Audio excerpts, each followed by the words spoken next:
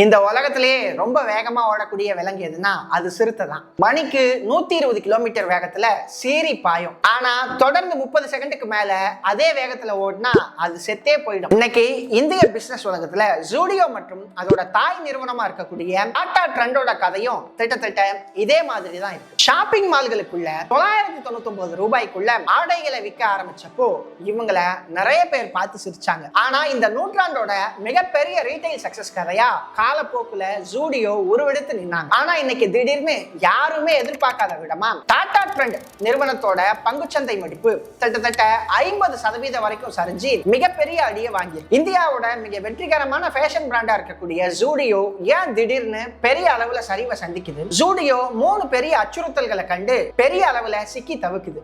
அதுல கடைசி அச்சுறுத்தல் இந்த நாட்டோட மிகப்பெரிய பணக்காரரான முகேஷ் அம்பானி கிட்ட இருந்து வந்திருக்கு. அந்த 3 அச்சுறுத்தல்கள் என்ன, ஜூடியோ இதுல இருந்து மீளுமா மீளாதா அப்படிங்கறத இந்த வீடியோல பார்க்கலாம். வணக்கம், இது தி கேட் ஷோ. நான் கதிரவன்.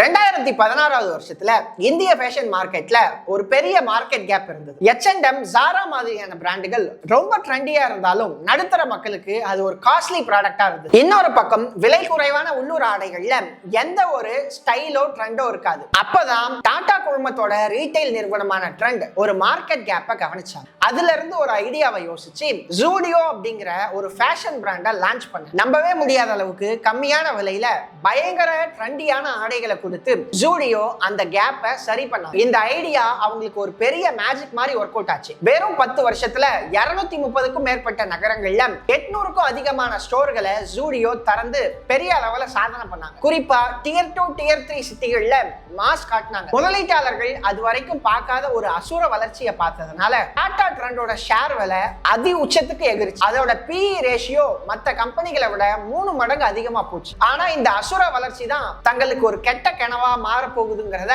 டாடா அப்போ கணிக்க தவறிட்டாங்க. ஜூடியோவோட இந்த ராக்கெட் வேக வளர்ச்சி காலத்துக்கும் இப்படியே இருக்கும்னு மக்கள் நினைச்சாங்க. அந்த எதிர்பார்ப்பு தான் அந்த நிறுவனத்தோடைய பங்குகள் விலைய அதிவேகமா உயர்த்த காரணமா அமைஞ்சது. ஆனா அதே உயர்வுக்கு பின்னாடி இருந்த கணிப்புல ஒரு மிகப்பெரிய பிரச்சனை இருந்தது. ஆரம்பத்துல ட்ரெண்ட் நிறுவனத்துடைய வருமானம் வருஷத்துக்கு 50% மேல கடகடகடன்னு வளர்ந்துட்டு இருந்தது. ஒருவேளை இதே 50% வளர்ச்சியை ட்ரெண்ட் அடுத்த 10 வருஷத்துக்கு தொடர்ந்து கொடுத்துட்டு இருந்தா அவங்களுடைய சேல்ஸ் 9.8 லட்சம் கோடியை தொடும்னு சொன்னாங்க. கிட்டத்தட்ட யோசிச்சு பாருங்க. ரீட்டைல், மீடியா, டிஜிட்டல், ஆயில்னு சகல துறைகள்லயே கால் பதிச்சு இருக்க ரிலையன்ஸ் நிறுவனத்தோட போன வருஷ வருமானமே அவ்வளவுதான். லாஜிக்கா பார்த்தா இந்த மாதிரியான வளர்ச்சி கண்டினியூஸ் ஆகுறதுங்கிறது சாத்தியமே இல்லை. ஆனா 2023வது நிதியாண்டுல 65%க்கும் மேல இருந்த அவங்களுடைய வருமானம் கிட்டத்தட்ட 2025வது நிதியாண்டுல 25% கணிசமா குறைஞ்சு போச்சு.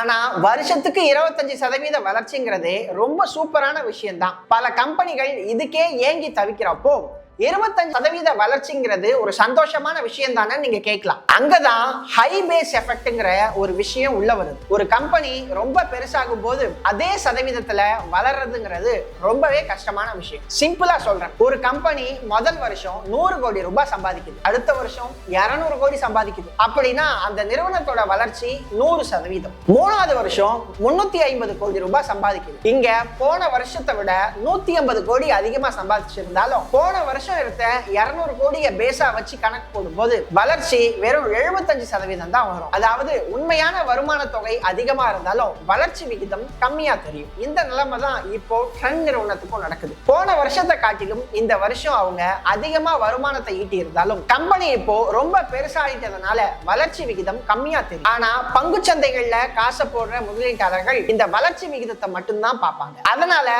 வளர்ச்சி லைட்டா குறைஞ்சா கூட முதலீட்டாளர்கள் பயந்து போய் ஷேர்களை விற்க ஆரம்பிச்சிடுறாங்க. இதனால அந்த நிறுவனத்தோட பங்குகள் விலையும் அதிவேகத்துல சரிய தொடங்கிது. ஆனா இந்த வளர்ச்சி குறைவு கூட ட்ரெண்டோட மிகப்பெரிய பிரச்சனை இல்லை. ஏன்னா இன்னைக்கு ஜூடியோவுக்கு இருக்கிற மிகப்பெரிய அச்சுறுத்தல் ஜூடியோவை தான். ஆரம்பத்துல ஜூடியோ ஒரு புது ஊருக்குள்ள நுழையும் போது எக்கச்சக்கமான கூட்டம் அலை மோதும். விலை குறைவான ஃபேஷன் பிராண்ட மக்கள் வாங்க பல கிலோமீட்டர் பயணம் செஞ்சு கூட அந்த கடைக்கு வந்தாங்க. ஆனா இன்னைக்கு நிலைமை அப்படி இல்லை. எங்கெல்லாம் கடை திறக்க முடியுமோ மேக்சிமம் அங்கெல்லாம் ஜூடியோ கடையை திறந்துட்டாங்க. அதனால இதனால இப்போ வேற வழி இல்லாம அதே நகரங்கள்ல மேலும் மேலும் புதிய கடைகளை திறக்க வேண்டிய கட்டாயத்துக்கு தள்ளப்படுறாங்க. இந்த அளவுக்கு ஒரே வருஷத்துல அதிக கடையை திறக்கிறது ஒரு புது பிரச்சனையை உண்டு பண்ணிருக்கு. ஒரு ஊர்ல 100 கஸ்டமர்கள் இருக்காங்க. முதல் ஜூடியோ கடை அதுல 90 பேரை ஈர்த்தோம். ஆனா அதே ஊர்ல ரெண்டாவதா இன்னொரு ஜூடியோ கடை திறக்கும் போது அதுக்கு புதுசா 90 கஸ்டமர்கள் வரமாட்டாங்க. மீதி இருக்க 10 பேர்ல இருந்தும் ஏற்கனவே பழைய ஜூடியோக்கு போயிட்டு வந்த 90 பேர்ல பாதி பேரும் தான் அந்த புது கடைக்கு வருவாங்க. அதாவது ஜூடியோ ஒரு ஊர்ல திறந்த ரெண்டாவது கடையே அதே ஊர்ல இருக்கக்கூடிய பழைய கடையுடைய வியாபாரத்தை பிரிக்க ஆரம்பிச்சிருச்சு. இத புள்ளி விவரங்களும் உறுதியா சொல்லுது. கடந்த ஆண்டுகள்ல ஒரு கடைக்கான சராசரி வருமானம், அதாவது ரெவென்யூ பர் ஸ்டோர் 11% குறைஞ்சிருக்கு. இன்னொரு பயமுறுத்துற விஷயம் என்னன்னா, பழைய கடைகள் போன வருஷத்தை விட இந்த வருஷம் எவ்வளவு வியாபாரம் பண்ணிருக்குன்னு பாக்குற அளவுகோல் சமீபத்திய அறிக்கைப்படி ஜூடியோவோட லைக் பர் லைக் வளர்ச்சி நெகட்டிவா மாறி இருக்கு. புது கடைகளை திரண்டுட்டே இருக்கிறதுனால ஜூடியோவோட ஒட்டுமொத்த வருமானமும் அதிகமா தெரியுது தவிர அவங்களுடைய பழைய கடைகள்ல போன வருஷத்தை விட விற்பனை சரிஞ்சு மார்க்கெட் சேச்சுரேட் ஆயிட்டுங்கிறதுக்கான ஆபத்தான மணியா மாறி இருக்கு. இப்போ ஜூடியோ சந்திக்கிற மிகப்பெரிய இன்னொரு பிரச்சனை என்னன்னா, அவங்களுடைய சொந்த கடைகள் மட்டும் அவங்களுடைய வியாபாரத்தை பாதிக்கல. இன்னைக்கு இந்திய ஃபேஷன் ரீட்டைல் மார்க்கெட்ல மிகப்பெரிய போர்க்களம் நடந்துட்டு. ஆரம்பத்துல ஜூடியோக்கு இருந்த ஒரே பிளஸ் கம்மி விலையில ட்ரெண்டியான ஆடைகளை கொடுத்ததுதான். ஆனா இப்போ ஜூடியோவோட அதே பிசினஸ் மாடலை மத்தவங்களும் காப்பி அடிக்க ஆரம்பிச்சிட்டாங்க. இதுல மிகப்பெரிய அச்சுறுத்தல் நாட்டோட மிகப்பெரிய பணக்காரரா இருக்கக்கூடிய முகேஷ் அம்பானி கிட்ட இருந்து ஜூடியோக்கு வந்திருக்கு. ரிலையன்ஸ் நிறுவனம் ஜூடியோக்கு போட்டியா யூஸ்டா அப்படிங்கிற ஒரு பிராண்டை களத்துல இறக்கி இருக்காங்க. ஏற்கனவே 27 நகரங்கள்ல 55க்கும் மேற்பட்ட கடைகளோட யூஸ்டா செயல்பட்டு வருது. அடுத்த சில வருஷங்கள்ல 1000க்கும் மேற்பட்ட கடைகளை திறக்க பிளானும் பண்ணிக்கிட்டு இருக்காங்க. இன்னொரு பக்கம் ஆதித்ய பிர்லாவோட ஸ்டைல் அப் இந்த பிராண்ட் இப்போ 50 கடைகளோட இயங்குது. அதை எதிர்காலத்துல 250 கடைகளை உயர்த்த போறோம்னு சொல்லியிருக்காங்க. இப்போ கஸ்டமர்களுக்கு ஆப்ஷன்கள் எக்கச்சக்கமா இருக்கு. ஒரே கஸ்டமருக்கு இவ்வளவு பிராண்டுகள் போட்டி போடும்போது எல்லாருக்கும் நஷ்டம் வரதான் செய்யும். அதுல டாடா ட்ரெண்டோ விதிவிலக்கு கிடையாது. அதாவது மந்தமான வளர்ச்சி, மார்க்கெட் சேச்சுரேஷன், அப்புறம் அசுர போட்டி, இந்த மூணும் பக்கத்துல இருந்தும் ஜூடியோவுக்கு இப்போ பயங்கர பிரஷர். அப்போ இதுதான் ஜூடியோவோட வீழ்ச்சிக்கு ஆரம்பமா? கண்டிப்பா இல்ல. அதுக்கு இன்னும் பக்கத்துல கூட ஜூடியோ போகல.